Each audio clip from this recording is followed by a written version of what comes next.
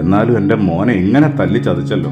എടാ, നിന്റെ കയ്യിൽ നിന്ന് വല്ല തെറ്റും വന്നിരുന്നോ? സത്യം പറ.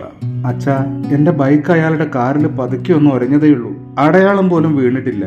ഞാൻ അന്നേരം തന്നെ സോറിയും പറഞ്ഞതാ. പക്ഷെ അയാൾ ഇറങ്ങി വന്ന് ഇടിച്ചതാ. വല്ലവരുടെയും കയ്യിൽ നിന്ന് തല്ലും വാങ്ങി വന്ന് ഇങ്ങനെ ഇരുന്നാൽ എങ്ങനെയാ? പിന്നെ എന്താ ചെയ്യേണ്ടത്? പോയി തിരിച്ചടിക്കാനോ? അതെന്താ, ഇവിടെ നിയമവും പോലീസും കോടതിയൊന്നും ഇല്ലേ? ആ, നല്ല കാര്യമായി. അയാൾക്ക് രാഷ്ട്രീയത്തിലൊക്കെ നല്ല ബന്ധമാ.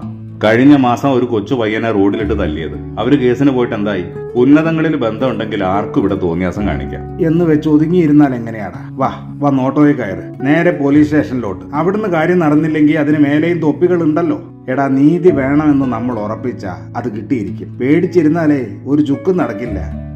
ഉന്നതങ്ങളിലെ ബന്ധം ചിലർക്ക് അഴിഞ്ഞാട്ടത്തിനുള്ള ലൈസൻസാണ്. എന്ത് നെറികേട് കാണിച്ചാലും സംരക്ഷിക്കപ്പെടും എന്ന ധൈര്യമാണ് അവരെ അക്രമങ്ങൾ ചെയ്തു കൂട്ടാൻ പ്രേരിപ്പിക്കുന്നത്.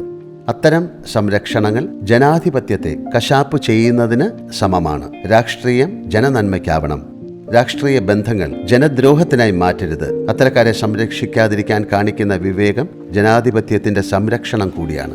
നീതി തുല്യമായി നിർവഹിക്കപ്പെടുമ്പോഴേ അത് കൂടുതൽ പ്രശോഭിക്കൂ. ഉന്നത ബന്ധങ്ങൾ നല്ലതിനായി വിനിയോഗിക്കൂ. Let us change.